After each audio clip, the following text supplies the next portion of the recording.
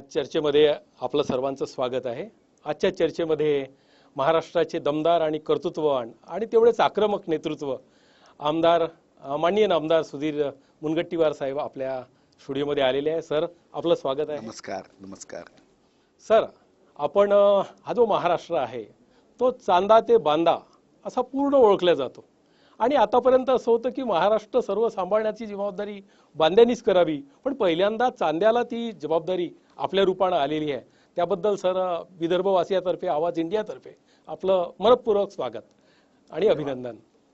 Sir, असं म्हणतात की आपण जे आहे म्हणजे आपला तो आक्रमक स्वभाव आणि जे आव्हान आपल्या समोर आहे, वित्तमंत्री पद आपल्याला मिळालं आहे, सोबत नियोजन आणि वन खातं सुद्धा आपल्याला महत्त्वाची खाती मिळालेली आहे। तसं तर मंत्रिमंडळ बनण्याच्या आधी आपलं मुख्यमंत्र्याचं नाव आपल्या रेसमध्ये होतं, परंतु अर्थमंत्री पद आता घेत असताना एकीकडे आपण असं म्हणतो की आपल्या महाराष्ट्रावर खूप मोठा आर्थिक बोजा आहे आणि दुसरीकडे नवीन नवीन मोठी मोठी आव्हान आहे। गुजरातपेक्षा महाराष्ट्राला पुढे न्यायचं आहे, कसं शक्य आहे सर? हे शक्य आहे सर, आत्मविश्वास असेल तर जग काबीज करता येते। हे खरं आहे की आज आमच्या तिजोरीमध्ये पैसे नाही। 3,444 कोटीचं कर्ज आहे, वर्षागत 23,000 कोटीचं व्याज आम्ही भरतो, रोज 63 कोटी रुपये व्याज देतो आणि जेव्हा मी तुमच्याशी बोलतोय तेव्हा एका मिनिटाला 4,35,500 रुपयाचं व्याज देतो। पण माझा विश्वास या महाराष्ट्राच्या जनतेवर आहे, माझा विश्वास या राज्यातल्या कष्ट करणाऱ्या शेतकऱ्यांवर आहे, माझा विश्वास कामगारांवर आहे, शेतमजुरांवर आहे, माझा विश्वास व्यापाऱ्यांवर आहे, उद्योजकांवर आहे। हा राज्याचा जो नागरिक आहे ना, या भूमीची एक परंपरा आहे आणि ही परंपरा कर्तृत्वशाली आहे। यांच्या मजबूत खांद्यावर राज्याचं कर्ज येणाऱ्या काळात, हे खरं आहे की एका वर्षात आम्ही फेडू शकणार नाही, पण येणाऱ्या काळात हे राज्य वेगाने प्रगतीच्या मार्गावर नेताना हा कर्जाचा बोजा वाढू नये हा प्रयत्न आम्हाला करायचा आहे। आव्हानं खूप आहे, पण आव्हानं असताना वारसा आमचा जो आहे तो महामानवांचा आहे, आमचा वारसा जो आहे कर्तृत्वशाली लोकांचा आहे आणि म्हणूनच आपण याला महाराष्ट्र म्हणतो। सुंदर वनसंपदा आहे, खनिज संपदा आहे, मुंबईसारखी आर्थिक महानगरी आहे, पर्यटन क्षेत्र आहे, विविध धर्माच्या लोकांना या महाराष्ट्रात यावंसं वाटावं अशी उत्तम पर्यटन क्षेत्र आहे। याला विकसित करण्याची आवश्यकता आहे। इको टुरिझम आहे, फॉरेस्ट टुरिझम आहे, वनौषधी आपण इथं विकसित करू शकतो, ताडोबा व्याघ्र प्रकल्प आहे, गोरेवाडा प्राणी संग्रहालय आपण निर्माण करू शकतो, संजय गांधी नॅशनल पार्क करू शकतो, या ठिकाणी उद्योग वाढवू शकतो, चांगले रस्ते, सिंचन व्यवस्था, 12 महिने वाहणाऱ्या नद्या आहे, आपलं वातावरण अतिशय सुंदर आहे। इन्फ्रास्ट्रक्चर वाढवावं लागेल, रस्त्याची कनेक्टिव्हिटी वाढवावी लागेल, सिंचनाचे प्रकल्प वेगाने पुढे पूर्ण करावे लागतील, टुरिझमचे सर्किट तयार करावे लागतील, आरोग्य सुविधा द्याव्या लागतील आणि महत्त्वाचं सिंचन, शिक्षण आणि रोजगार या 3 क्षेत्रात आम्हाला भरपूर काम करावं लागणार आहे। आमच्याकडे कौशल्य विकसित करता आलं पाहिजे। कौशल्य विकसित करू शकलो ना तर तेव्हा कदाचित हा महाराष्ट्राचा व्यक्ती पानिपतची लढाई हारला असेल, पण जर योग्य नेतृत्व करू शकलो ना तर प्रत्येक क्षेत्रामध्ये आपण प्रगतीच्या मार्गावर जाऊन फक्त विजय आणि विजय प्राप्त करू शकतो, इतकी क्षमता महाराष्ट्रामध्ये आहे आणि त्या क्षमतेचा उपयोग करण्याचा आमचा मानस आहे। सर, आपल्या ह्या आत्मविश्वासाबद्दल फार फार आभार। परंतु सर, वास्तविकता जी आहे ती वास्तविकतेमध्ये सुद्धा आपल्याला जावं लागेल आणि आपण एक शेतकऱ्याचा प्रतिनिधी या नात्याने आपण जे सिंचन, शिक्षण आणि रोजगार हे 3 महत्त्वाचे मुद्दे, त्यापैकी पहिला सिंचन। काल परवाच मला वाटते माननीय मुख्यमंत्री महोदयांनी म्हटलं की आपल्या इथे असलेलं भरपूर पाणी जे आहे ते आपल्याला मराठवाड्यात किंवा उत्तर महाराष्ट्रात दिलं पाहिजे। फार चांगली गोष्ट आहे सर ती, परंतु माझा प्रश्न असा आहे की सर, आपल्या विदर्भामध्ये शेतकऱ्यांना अजूनही सिंचनाची सोय उपलब्ध नाही ना। म्हणजे आपल्याकडे नद्या भरपूर आहेत, परंतु अद्यापही इथल्या शेतकरी आत्महत्या जो करतो आहे, म्हणजे तो 2 पिकं 3 पिकं घेता आलं पाहिजे त्याला, सध्या तो एकही पीक नाही घेऊ शकत आणि ते निसर्गावर असतं। सर, आपली सोय कधी होईल? किमान विदर्भातल्या लोकांची सिंचनाची, शेतकऱ्यांची सोय कशी करता येईल?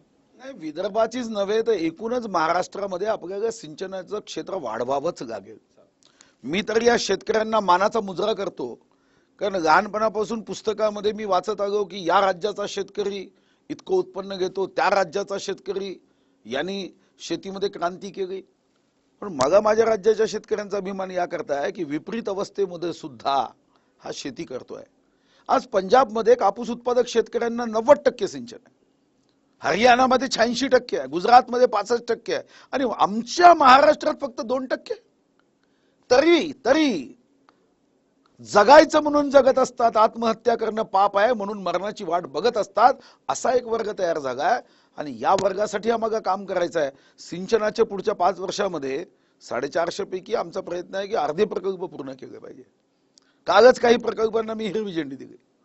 पैसा कसा उभा करता येईल प्रयत्न करू, प्रोजेक्ट वाईज कर्ज काढता येईल का त्याचा प्रयत्न करू, जे कायद्याची अडचण असेल, कुठं वन कायद्याची अडचण असेल ते दूर करण्यासाठी मेहनत करू, कष्ट करू.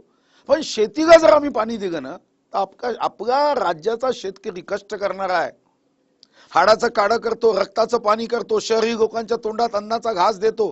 1 एकर शेती नांगरायची असेल तर 13.5 किलोमीटर आडवं उभं चालतो, उन्हात नांगरणी वखरणी करतो, पावसाळ्यात चिखल तुडवतो, थंडीत जागणी करतो. त्याला कितीही मानाचा मुजरा केला तरी कमी आहे. कारण ते तर आम्ही होतो राज्यकर्ते की त्यांचं हे दुःख वेदना समजण्याच्या ऐवजी आम्ही राज्याचे हाल केले. पण या नवीन सरकारने हा संकल्प केलाय की 15 वर्ष जे जुनं झालं ते झालं, ते आता संपलं, ते संपवायचं. आता नवीन राज्याच्या प्रगतीचा मार्ग आणि त्याचं महाद्वार उघडायचं आणि शेतकऱ्यांच्या जीवनामध्ये आनंद निर्माण केला पाहिजे. आणि हा आनंद निर्माण करायचा असेल तर पहिला प्रश्न सिंचनाचा आहे, जो सोडवला पाहिजे. आणि म्हणूनच आमच्या माननीय मुख्यमंत्र्यांनी जलयुक्त शिवार नावाची कल्पना तयार केली की दुष्काळ सदृश्य परिस्थिती आहे, त्यातून गावकऱ्यांना बाहेर काढावं लागेल. आणि हे आम्ही आव्हान स्वीकारलं आहे. आणि जसं मी सांगितलं आमचा आत्मविश्वास आहे, या आत्मविश्वासाच्या आधारावर हे आव्हान आम्ही स्वीकारलं. काही मोठे प्रकल्प आहेत ते लवकर पूर्ण होण्याची शक्यता कदाचित कमी असू शकेल, पण असे अनेक शेकडो प्रकल्प आहेत जे 6 महिन्यात, वर्षभरात, 1.5 वर्षात, 2 वर्षात पूर्ण करता येईल. पण त्यांनाही निधी उपलब्ध होत नव्हता. जो निधी उपलब्ध व्हायचा तो पूर्ण करण्यासाठी लागणाऱ्या निधीपेक्षा इतका कमी असायचा की त्याच्यामध्ये दरसूची वाढत राहायची. आणि याकडे आम्ही लक्ष देऊन शास्त्रीय पद्धतीने हे सारे प्रकल्प लवकरात लवकर पूर्ण करण्याचा आमचा मानस आहे आणि आम्हाला विश्वास आहे की आम्ही तो पूर्णत्वास नेऊ. सर, शेतकऱ्यांचा दुसरा प्रश्न असा महत्त्वाचा की आपण विदर्भामध्ये मोठ्या प्रमाणात वीज उत्पादन करतो, पण शेतकऱ्याला आणि उद्योजकांना कोणालाही वीज सध्या मिळत नाही. हा सुद्धा एक मोठा प्रश्न. नाही, उद्योजकांना वीज मिळते. शेतकऱ्यांच्या संदर्भामध्ये खरं आहे की गेल्या 15 वर्षामध्ये ज्या पद्धतीने राज्यकर्ते वागले, शेतकऱ्यांना आपण 8 तास 7 तास याच्यावरती वीज देऊ शकत नाही आहोत. आणि त्याच्यामध्येही सुधारणा करण्याचा आमचा मानस आहे, मनोदय आहे. त्याही दृष्टिकोनातून केंद्रीय ऊर्जा मंत्र्यांशी आमची बैठक झाली, राज्यामध्ये आम्ही प्रेझेंटेशन घेतलं आणि भविष्यामध्ये हे 15 वर्षाचं जी चुकीचं धोरण होतं या धोरणातून हे प्रश्न निर्माण झाले. हे प्रश्न योग्य धोरण आखून सोडवण्याचा आम्ही पूर्ण शक्तीने प्रयत्न करू. म्हणजे वीज ही सुद्धा आज आमच्या समोरची जी समस्या आहे ती आम्ही दूर करण्याचा निश्चितपणे प्रयत्न करू. ज्या राज्यात अभिमान म्हणून महामानव डॉक्टर बाबासाहेब आंबेडकरांचं नाव घेतो, आम्ही आव्हान म्हणून, आदर म्हणून आम्ही क्रांतीज्योती सावित्रीबाई फुलेचं नाव पुणे विद्यापीठाला द्यावं म्हणून मी इतका संघर्ष केला.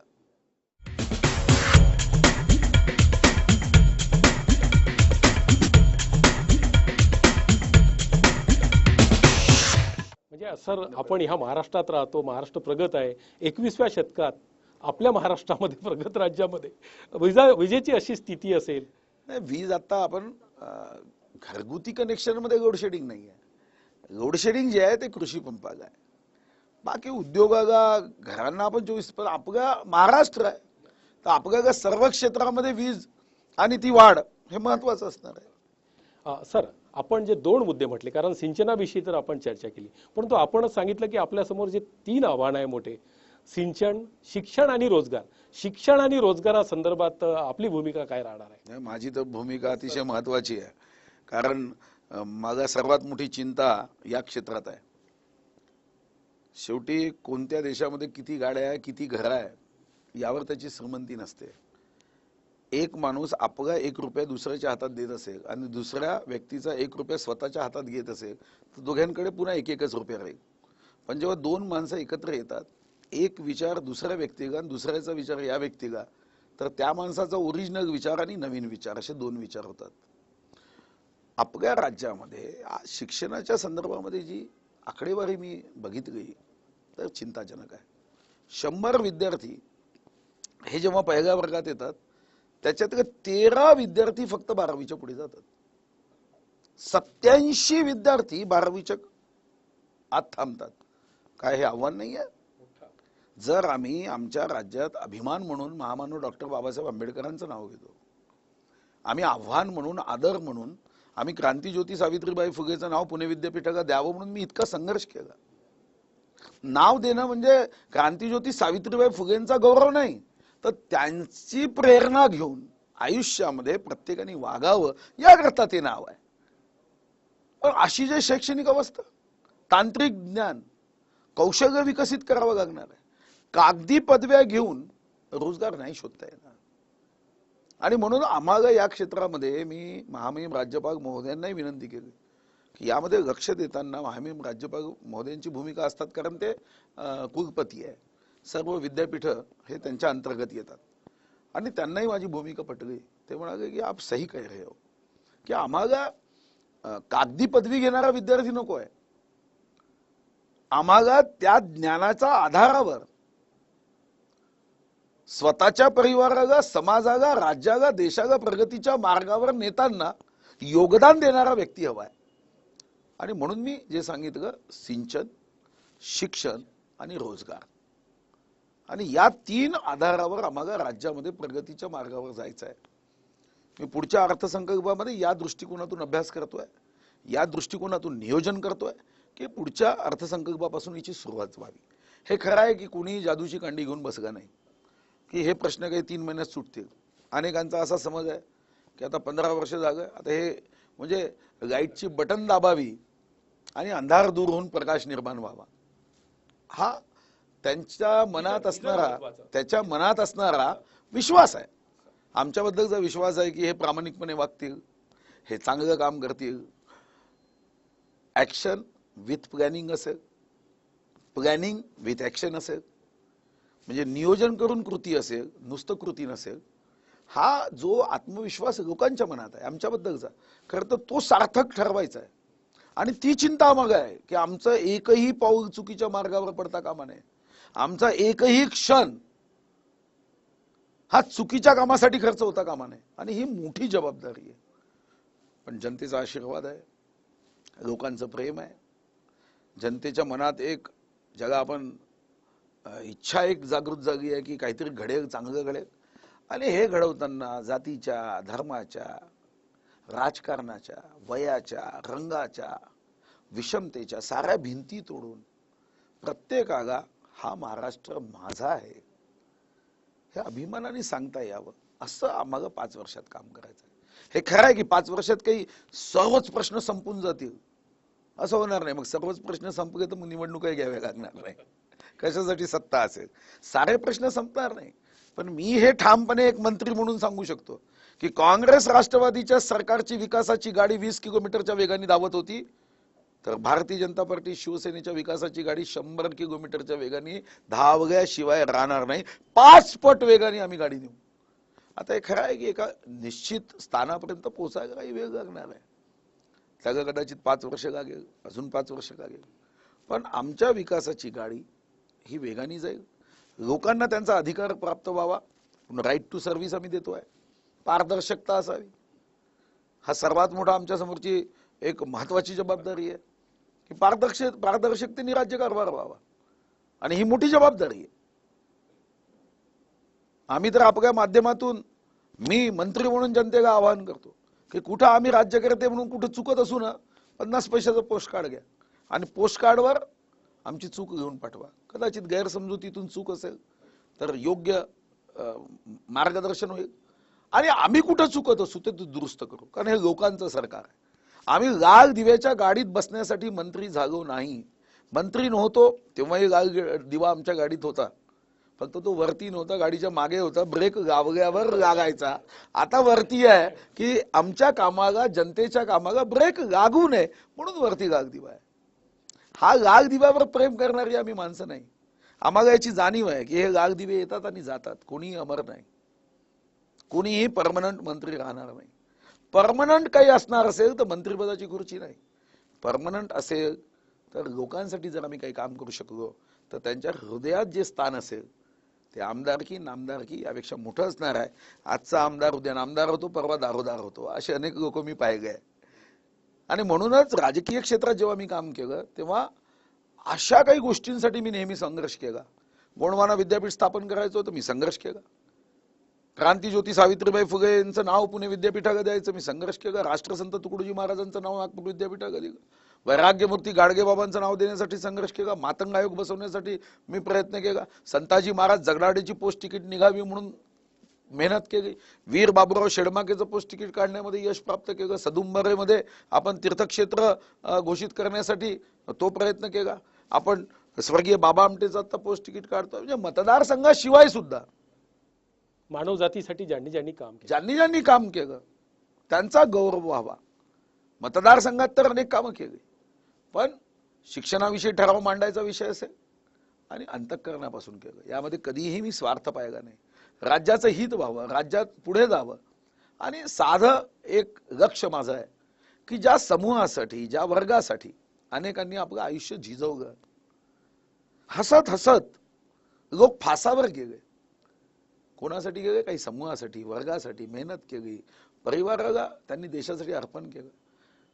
हसत हसत फासावर जाणाऱ्यांचं स्मरण ठेवून सर्वसामान्य, गरीब, दीन दुर्बल, शोषित, पीडित, अंध, अपंग, निराधार, असहाय्य, दलित, आदिवासी, शेतकरी, शेतमजूर, कामगार यांच्या चेहऱ्यावर आनंद निर्माण व्हावा या दृष्टिकोनातून आम्हाला कृती करायची आहे. सर, आपण ज्या आत्मविश्वासाने ही बाब मांडली आणि ज्या गंभीरतेने मांडली ती अत्यंत वाखाणण्याजोगी आहे. पण सर, एक आणखी आपल्या इथे मुद्दा असा आहे की आपल्याकडे संसाधनं खूप आहे, आपल्याकडे खनिज खूप आहे, पाणी आहे, आपल्याकडे जंगल आहे, आपल्याकडे सर्व काही आहे, परंतु उद्योग नाही. त्यामुळे आपला शिकलेला जो पोरगा आहे त्याला रोजगार आपण आपल्या भागामध्ये देऊ शकत नाही. आता मिहान येत आहे आणि आपलं सरकार जे आहे आता मिहानला गती येईल, पण उद्योगाची जी भरभराट व्हायला पाहिजे ती त्याची स्पीड थोडी कमी आहे. काही अपेक्षा करूया? नाही, निश्चितपणे मी रोजगार हा महत्वाचा विषय जेव्हा सांगितला, रोजगाराचा अर्थ काय? रोजगाराचा अर्थ उद्योग वाढवणे, पर्यटन क्षेत्रामध्ये रोजगार निर्माण होतो, कृषी क्षेत्रामध्ये रोजगार निर्माण होतो.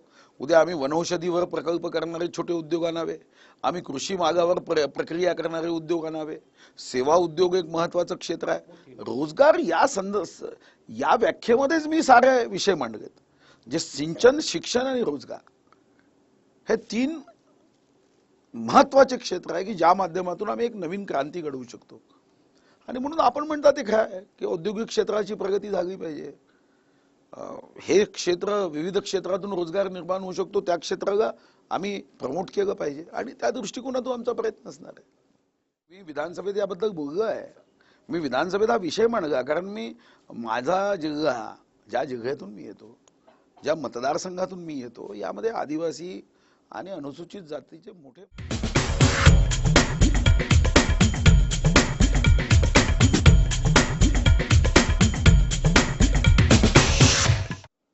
सर, एक आपण बघितलं सर, गेल्या अनेक वर्षापासून एक होत आहे महाराष्ट्र राज्यामध्ये एक चुकीचा पायंडा असा पडला जात आहे की हा जो SCPचा फंड येतो, स्पेशल कंपोनंट प्लॅनचा, किंवा मग आदिवासीसाठी जो आहे तो कुठेतरी कोणत्या तरी कारणासाठी वर्ग करण्यात येतो आणि त्यामुळे ह्या देशात, ह्या राज्यात, आपल्या राज्यात राहणारा जो अनुसूचित जातीचा माणूस आहे, तो आदिवासी जो आहे, त्याला प्रचंड राग निर्माण होतो. तो व्यक्त करत नाही पण त्याच्या मनामध्ये मोठा राग, कारण त्याला मिळालेला पैसा जो आहे तो त्याच्या कामासाठी न लागता दुसऱ्या कामासाठी लागतो. आपल्या कार्यकाळात असं होणार नाही असं अपेक्षा गंभीरच बाब आहे सर. ही माझ्या कार्यकाळात होण्याची, माझ्या कारण मी विधानसभेत याबद्दल बोललो आहे. मी विधानसभेत हा विषय मांडला कारण मी माझा जिल्हा, ज्या जिल्ह्यातून मी येतो, ज्या मतदारसंघातून मी येतो, यामध्ये आदिवासी आणि अनुसूचित जातीचे मोठे मतदार आमचे मित्र आहे. आज माझ्या कार्यालयात काम करणारे 50% लोक हे अनुसूचित जातीचे आहे. मी जवळून त्यांच्याशी माझा संपर्क आहे. आणि म्हणून हे गोष्ट खरी आहे की आपण नुसतं शब्दांनी अनुसूचित जातीच्या जमातीच्या विकासाच्या बाता केल्या, पण मी प्रश्न विचारला विधानसभेत की एवढ्या आश्रमशाळा आहे, का माझा आदिवासी बांधव मुंबईमध्ये एक मोठा बिल्डर होत नाही? का नाही मग एखादा आत्राम बिल्डर मुंबईत दिसतो? तुम्ही तरी एखादा बोर्ड पाहिला का मुंबईत नाही. आत्राम बिल्डरचा? का नाही पाहिला? कारण तो मुख्य प्रवाहात आणण्यासाठी ज्या व्यवस्था पाहिजे त्या जागा नाही. कागदोपत्री तुम्ही हिशोब चोख केला, दयेच्या दृष्टीनं कागदोपत्री हिशोब चोख केला, पण हा पैसा खर्च करताना त्याचा उपयोग हा त्या समाजाला मुख्य प्रवाहात आणण्या इतकं केला का?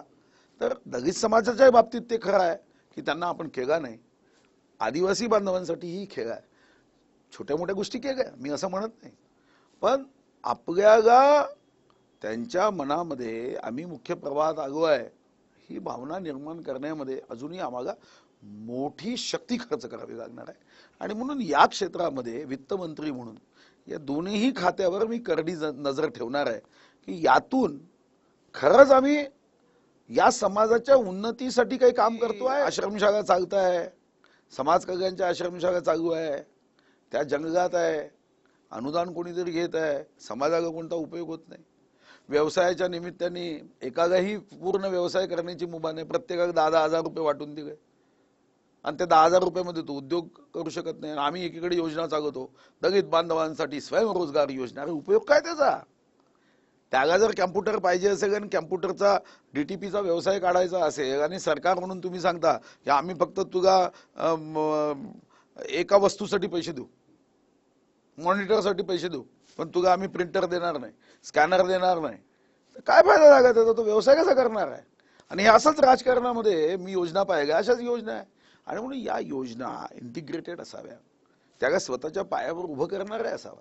उद्या दलित शेतकरी आहे, तुम्ही त्याला विहिरीला पैसे देता तर पंप देत नाही, पंप दिला तर विहीर देत नाही, आणि मग अशा पद्धतीने त्याला त्याचा उपयोगच नाही. मग या योजनांचा मी आढावा घेतोय, ज्या 1256च्या वरती योजना महाराष्ट्रात आहे, विविध समूहांसाठी, विविध वर्गांसाठी, विविध समाजांसाठी, विविध भागांसाठी. तर या सर्व योजनांचा मी आढावा घेतोय, खरंच याचा फायदा आहे का? आणि हा जर फायदा असेल तर योजना सुरू ठेवा. हा फायदा नसेल तर तुम्हाला जर उद्या ब्लँकेट वाटायचे तर ऑक्टोबर नोव्हेंबर मध्ये वाटलं पाहिजे, तुम्ही आपलं मे महिन्यात वाटता. अशा योजना काय कामाच्या? याचा विचार करा. सर, आपण सामाजिक संदर्भात बरंच बोललात. आता महाराष्ट्र शासनासमोर दोन मोठी आव्हानं आहे असं मला वाटतं सामाजिक क्षेत्रामध्ये. एक धनगर समाजाचा आरक्षणाचा मुद्दा आणि एक मराठा समाजाचा आरक्षणाचा मुद्दा. या बाबतीत जे आहे, जरी काही लोक कोर्टमध्ये गेलेले असले, जरी बॉल तिकडे त्या कोर्टामध्ये जरी असला, तरी सुद्धा सरकार म्हणून एक जबाबदारी आणि एक आव्हान असणार आहे. कारण हे याच्यामुळे जे आहे ह्या दोन विषयाबाबतीत आपली सरकार म्हणून काय भूमिका आहे? सरकारने तर भूमिका स्पष्ट केली, दोन्ही बाबतीत भूमिका स्पष्ट केली या अधिवेशनामध्ये. आणि सरकारचं मत आहे की मराठा समाजाला आरक्षण देण्यामध्ये शिक्षण क्षेत्रामध्ये आणि रोजगाराच्या संदर्भात आणि धनगरांच्या संदर्भात आमच्या मुख्यमंत्री महोदयांनी सांगितलंच आहे की आदिवासी बांधवांच्या आरक्षणाला धक्का न लावता धनगर समाजाच्या उन्नतीचा विचार केला पाहिजे, त्यांना आरक्षण दिलं पाहिजे. मुख्यमंत्री महोदयांनी आता स्पष्टपणे ही भूमिका सांगितली आहे, त्यामुळे ही भूमिका स्पष्ट आहे. पण मला स्वतःला व्यक्तिगत रीतीने असं वाटतं की आम्ही असं वातावरण राज्यात निर्माण करू शकू का की कोणत्याही समाजाला इतक्या उन्नतीच्या मार्गावर नेलं पाहिजे की त्या समाजाला आपण आरक्षणाचा फायदा घेण्याची आवश्यकताच पडू नये. आरक्षण असेल पण तो इतका किंवा नाही, माझ्या पोराला मी तर माझे इतकं उत्पन्न आहे की मी माझ्या पोराची फी देऊ शकतो, जो कोणी गरीब असेल त्याला फायदा झाला पाहिजे. हे चित्र बदलता आलं पाहिजे की अतिशय जो गरीब आहे, आज सर्वच गरीब आहे, तर समाजामध्ये आम्ही उन्नतीच्या मार्गावर सर्वांना नेलं तर या चक्रातून आम्ही बाहेर पडू. आजची अवस्था थोडी वाईट. सर, हा ग्रामीण भागामध्ये राहणारा समाज आपला जो महाराष्ट्र आहे, हा प्रगतीकडे जाऊ पाहणारा महाराष्ट्र, याच्याकडे नेमका प्रत्येक कुटुंबाकडे उत्पादनाची साधनं फार कमी आहे. त्यामुळे काय, एखादा व्यवसाय तो असला, कोणाकडे शेती आहे पण दुसरं काहीच नाही, उत्पादनाची साधनं कमी असल्यामुळे तो पुढे काही जाऊ शकत नाही आणि त्यामुळे तो मागे राहतो, गरीब राहतो. तर एक महत्त्वाचं, तुम्ही ज्या पद्धतीने आपली बाजू मांडलीत, माझ्या मनामध्ये काही वेगळं होतं की आता एका अर्थमंत्र्याशी जेव्हा मी बोलतो तर तेव्हा परंतु एक कार्यकर्ता बोलत होता माझ्याशी, तो जिव्हाळ्याने बोलत होता, तो गरिबाची कणव ठेवत होता आणि ती लोकांसमोर ठेवत असताना तुमच्यासमोर एक माझी बाजू ठेवायची आहे, ती म्हणजे अशी की विदर्भामध्ये मोठ्या प्रमाणात तुम्ही ज्या चांदा भागातून आले, ज्या झाडीपट्टीतून आले, त्या झाडीपट्टीमध्ये झाडीपट्टी रंगभूमी ही एक खूप मोठी विकसित झालेली, म्हणजे जसंही आपण आपल्या धानाची रोवण करतो आणि तिथे जे संगीत आणि जे प्रकारे काव्य आहे ते बाहेर येतं, परंतु त्याला अजूनही मान्यता मिळाली नाही, त्याला अजूनही तेवढं संरक्षण मिळालेलं नाही. त्यांना जे मानधन मिळालं पाहिजे त्याच्या म्हणजे त्यासाठी, कारण जेवढी बांद्याची जी आहे तिथे दररोज मुंबईमध्ये दररोज मराठी पिक्चर लागतात, मराठी नाटकं लागतात, काय काय प्रयोग होतात आणि ते संस्कृती त्याला समजतात. पुण्यामध्ये सुद्धा होतं. त्याच्यापेक्षाही जास्त मोठे कलावंत आपल्या चंद्रपूर जिल्ह्यामध्ये आहे, साधारणतः या झाडीपट्टीमध्ये आहे. सर, याचं संरक्षण आणि संवर्धन आपण करा. मी काही महिन्यासाठी पर्यटन मंत्री झालो तेव्हा मी चंद्रपूरमध्ये झाडीपट्टी उत्सव घेतला होता आणि झाडीपट्टीची सेवा करणारे जे कलाकार आहे, गुणवंत आहे, तेव्हा आपण त्यांचं ते मानधनासाठी सुद्धा मी प्रयत्न केला होता आणि ती योजना सुरू आहे. आता झाडीपट्टी कलावंतांना वृद्ध झाल्यानंतर एक मानधन योजना, पेन्शन योजना, फार पैसे देत नाही पण ती योजना आहे. आत्ता मी जेव्हा माझ्याकडे काही लोक आले तेव्हा मी त्यांना सांगितलं की ग्रामीण भागामध्ये हा सर्व धान उत्पादक प्रदेश आहे. गडचिरोली असेल, भंडारा असेल, गोंदिया असेल, चंद्रपूर असेल, कष्ट करणारा शेतकरी आहे. पण ऑक्टोबर नंतर हा गरीब आहे पण मनाने मात्र श्रीमंत आहे. सांस्कृतिक रीतीने याच्या अंगावर फाटके कपडे असेल पण याचं मन मात्र श्रीमंतालाही मागे टाकणार आहे. आणि म्हणून मी 25-15 ही ग्रामविकासाचं एक शीर्ष आहे, ज्या शीर्षामध्ये सरकारचे पैसे त्या गावामध्ये रस्ते, बस पिकअप शेड, स्मशानभूमीचा रस्ता यासाठी खर्च करता येतो. त्याच्यामध्ये मी ग्रामविकास खात्याला आता मी बदगवायला लावतोय की याच्यामध्ये एक त्या गावातल्या त्या भागातल्या आमदारांनी जर त्याला देण्यात येणाऱ्या पैशात जर म्हटलं की मग एक सांस्कृतिक रंगमंच बांधायचा आहे तर ती आम्ही अनुमती देतोय.